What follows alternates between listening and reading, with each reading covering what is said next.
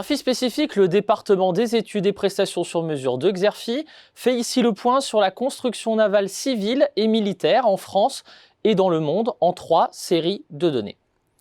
La première série retrace la dynamique de l'activité dans l'Hexagone. Elle atteint un niveau record avec une production en hausse de 11% en volume en 2021, puis de près de 3% en 2022 selon nos dernières estimations.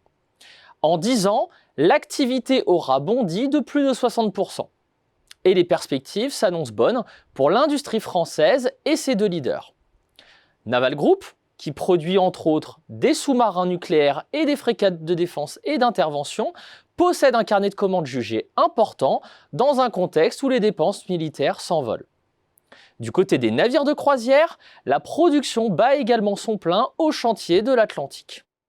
Spécialisée sur les marchés plus étroits mais à haute valeur ajoutée de la défense et des paquebots de croisière, l'industrie française ne peut rivaliser avec les géants asiatiques sur le segment des navires civils.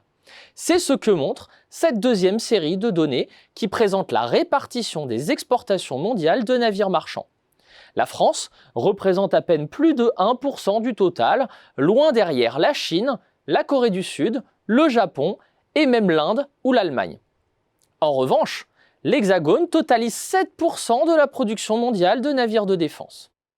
La troisième série de données donne un aperçu des performances d'exploitation des 10 premiers groupes de construction navale spécialisés dans les navires civils classés ici par ordre alphabétique.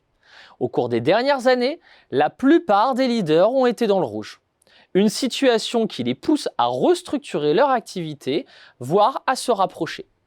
Le nombre de chantiers navals actifs est ainsi passé de 514 en 2014 à 275 en 2021. Les capacités, elles, se sont réduites de 30% environ.